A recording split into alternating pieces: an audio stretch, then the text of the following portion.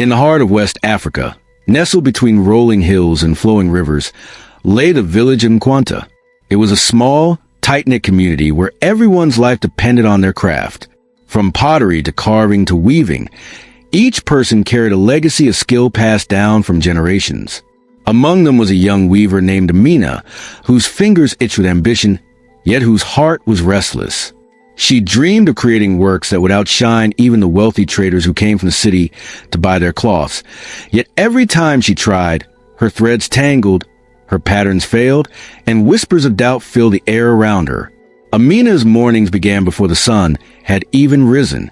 She would stand at her loom, heart pounding, eager to see progress that seemed always just beyond reach. "If I could only finish this piece today, they would see my skill," she whispered to herself, tying knots and stretching threads across the wooden frame. But the threads snapped, the colors bled into one another, and the beautiful design she imagined remained trapped in her mind. Her neighbors, instead of offering encouragement, often laughed behind her back.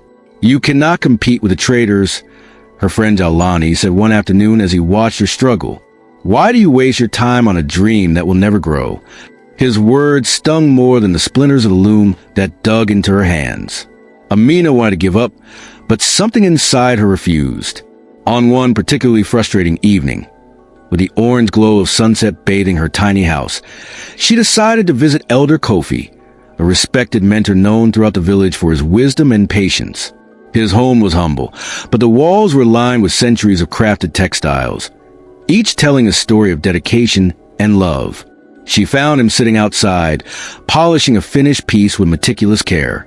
"I have failed again, Elder Kofi," Amina said, bowing her head. "No matter how hard I try, I cannot match the traders.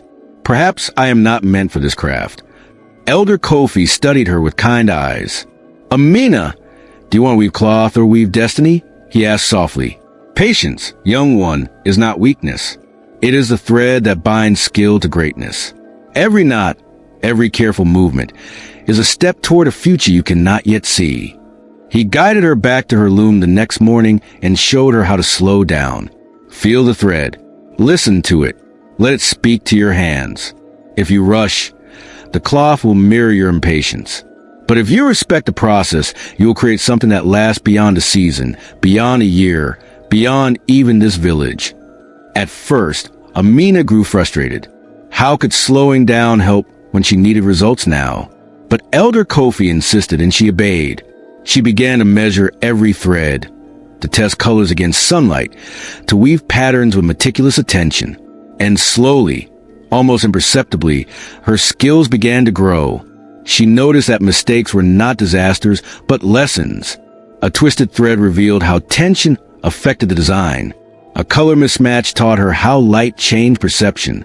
Every failure became feedback, a guide toward mastery. Jalani still doubted her. "You waste your days on these tiny threads while the traders profit from theirs," he said one day, shaking his head. But Amina no longer heard the skepticism as an attack. Instead, it fueled her resolve. She was no longer weaving for approval. She was weaving for herself, for her village, and for the legacy she longed to leave. Months passed, and the entire village noticed a change. The soft patterns of Amina's earlier attempts had evolved into breathtaking designs that seemed to tell stories on the cloth itself. The traders, once dismissive, began to stop by her small stall, offering coins that seemed almost too many to count. But Amina was not satisfied with mere money. She wanted to transform her village, to show that skill and patience could bring prosperity to everyone, not just the wealthy. One day, she unveiled a masterpiece, a long, flowing cloth woven with intricate patterns depicting the life of the village, the river, the hills, the dances, and the laughter of children. It shimmered in the sunlight, each color vibrant, each knot perfect. The villagers gathered in awe, their eyes wide with admiration. Even Jalani stood silent, unable to speak at first, finally whispering, "I was wrong. This is more than skill. It is life itself captured in threads." The traders could not resist its beauty and paid handsomely, not for themselves alone, but for others who wanted to learn. Amina began teaching young apprentices, passing on the lessons of patience, focus, and resilience that Elder Kofi had taught her. The village thrived as more weavers embraced a slow, deliberate craft. Children learned to respect the process, not just the outcome, and the economy in Quana grew as their work became sought after far beyond the hills. Amina often returned to Elder Kofi's home, carrying new designs, seeking his guidance, and sharing her successes.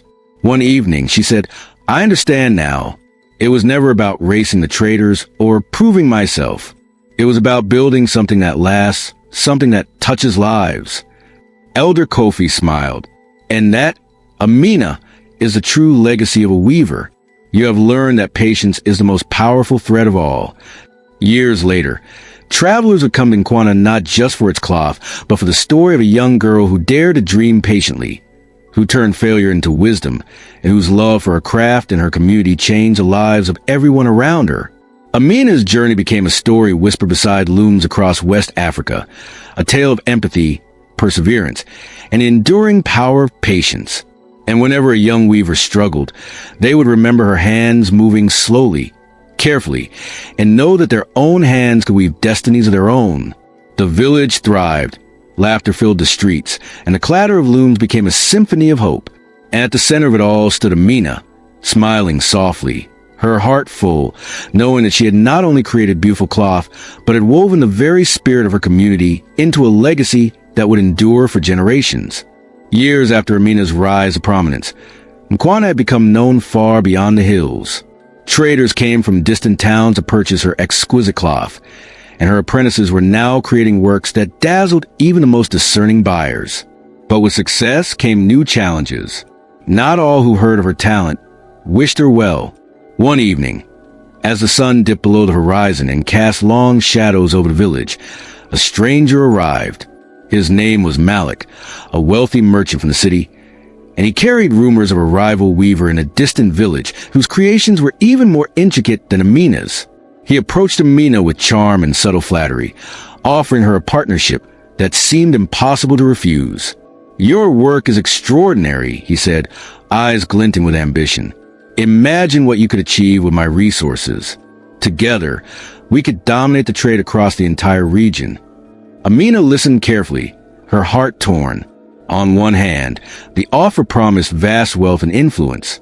On the other, she feared it might compromise the lessons she had learned, the patience, the care, the love for her community. Elder Kofi had always warned her, "True greatness is measured not by how far you rise alone, but by how many you lift with you." Meanwhile, Jalani noticed Malik's arrival and grew suspicious. "Amina, be careful," he warned one evening as they walked along the river. "Not everyone who praises talent has pure intentions. Some will take what you have built and claim it as their own." Amina thanked him but remained undecided. She spent nights weaving, letting her hands move as she wrestled with the choice. It was during one of these late nights that she discovered something unusual in her loom, a strange pattern she hadn't woven. Threads seemed to shift in ways she did not direct, forming a symbol she had never seen before. She frowned, a chill running down her spine. Could it be her imagination, or was someone tampering with her work? The following morning, she confronted Malik, but he denied everything with a calm, practiced smile. "You are overthinking, Amina. Such talent attracts attention, nothing more." Yet the unease lingered. Over the next weeks, subtle incidents began to happen. Finished cloths went missing. Apprentices whispered of hearing voices in the weaving hall at night. Even the village elders noticed that patterns Amina had carefully taught were being replicated in ways she did not recognize. Her success had attracted envy, and for the first time, she felt the weight of danger pressing upon her. One rainy night, Elder Kofi came to her, concern etched on his face. "Amina, there are forces that do not wish the village to prosper," he said. "Power brings both admiration and greed. You must protect not only your craft, but also the trust and love of those who depend on it." Determined, Amina devised a plan. She began weaving a new series of cloths, but this time she embedded subtle codes and symbols known only to her apprentices. These symbols conveyed instructions for keeping their village and trade secure, forming a secret network of knowledge that outsiders could not decipher. As Malik's attempt to influence her grew bolder, Amina called a meeting with her apprentices and the village council. "This village is more than a market or a trade," she said, her voice steady despite the storm raging outside. "It is a legacy of patience, courage, and love. No wealth or threat will make us betray that." Soon, Malik realized he could not manipulate the young weaver or her community. Frustrated, he left with threats veiled as promises, but Nkwanta remained united, stronger than before. Amina's reputation as a master weaver grew not only for her skill, but for her wisdom, courage, and the integrity that protected her village. But even as peace returned, the river that flowed beside Nkwanta seemed to whisper secrets only Amina could hear. One morning, as she walked along its banks, she noticed a faint shimmer beneath the water, a hidden passage that had never appeared before.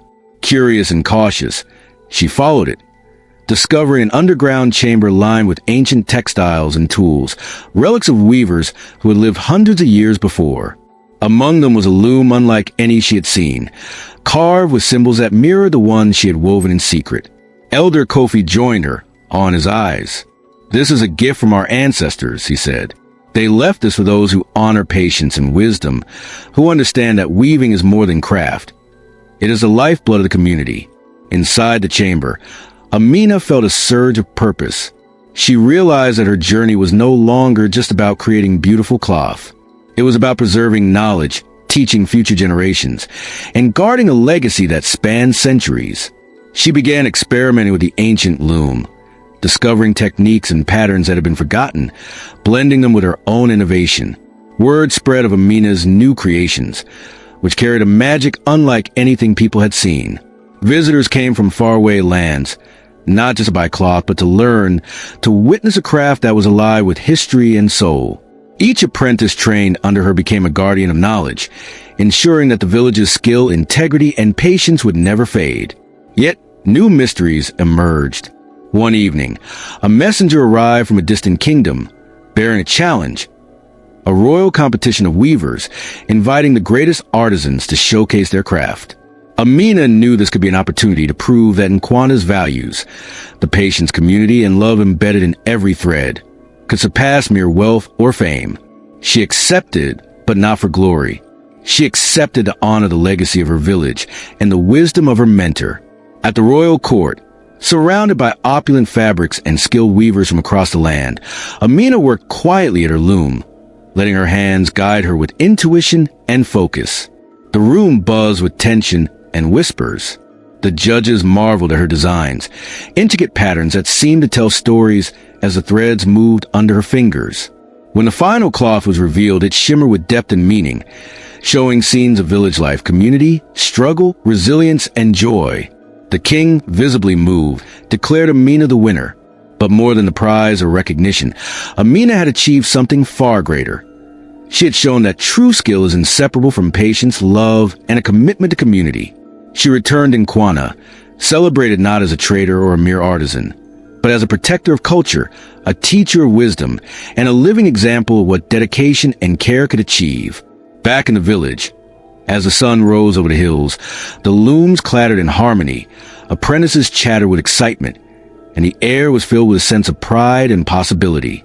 Amina walked among them, smiling softly, knowing that the secret she had discovered, the power of patience, mentorship, resilience, and love, would continue to weave destiny for generations to come. And even as new challenges would inevitably arrive, she felt ready, for she had learned that the true legacy of a weaver is not measured by wealth, fame, or skill alone. It is measured by the hearts touched, the lives uplifted, and the stories that endure long after the last thread is woven. Life in Nkwanta settled into a rhythm. Yet Amina felt stirring inside her, a whisper that there were greater challenges and lessons still ahead.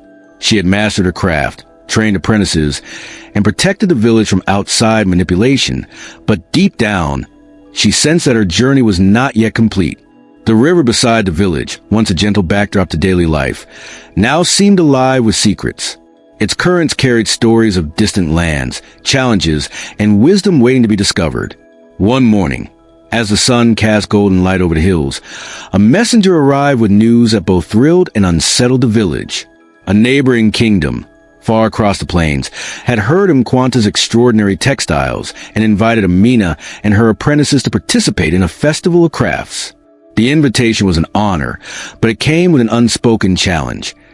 The king of that kingdom was known to favor cunning over integrity. Many artisans had traveled there only to return with stolen designs or ruined reputations. Amina called a meeting with Elder Kofi and Jalani. This festival could bring recognition and opportunities, but it could also expose our village to those who do not value patience or community. She said, her voice steady but thoughtful. Elder Kofi nodded. You must go, Amina, but take care. Trust your instincts and protect the wisdom we have nurtured here. Jalani, who had grown from a skeptic to a loyal friend, added, we will stand by you. If anyone tries to exploit our work, they will face all of us. The journey to the distant kingdom was long and arduous. Amina and her apprentices traversed forests, crossed rivers, and navigated rocky hills, all while carrying the precious textiles that represented not just skill, but the soul of their village. Along the way, they encountered travelers who shared stories of other artisans facing similar challenges, offering both inspiration and caution. Each encounter strengthened Amina's resolve and reinforced a lesson she had learned. Patience, integrity, and community could not be sacrificed for speed, wealth, or fame. Upon arrival at the kingdom, the festival grounds were a dazzling display of color and craftsmanship. Stalls overflowed with fabrics from distant lands, each more ornate than the last. Yet despite the opulence, Amina noticed an undercurrent of rivalry. Some artisans whispered behind her back. Others subtly tried to inspect her work, hoping to copy her designs. Amina's apprentices remained vigilant, but tension grew. The first day of the festival passed with polite greetings and careful displays. That night, Amina lay awake in her quarters, thinking about Malik and the hidden threats she had faced in Quanta. She realized that success often attracts envy and deceit, and the true test of a weaver was not merely skill, but wisdom in navigating human nature. She began sketching new designs in secret, patterns that incorporated subtle lessons of patience and resilience, ones that could not be replicated by sight alone. The second day of the festival brought a challenge from the king himself, a weaving duel. Artisans were to create a piece in a single day, judged not only on technical skill, but on the story it conveyed. Anxiety swept through the competitors, but Amina's hands moved with calm precision. She focused on the story of Mquanta, of struggle, mentorship, community, and the river that had guided her path. By evening, her cloth shimmered with vibrant colors, intricate patterns, and symbolic motifs that told the village's journey in a way words never could. The king examined her work, leaning closer to trace the threads with his fingers. This is extraordinary, he murmured. It is not merely a cloth.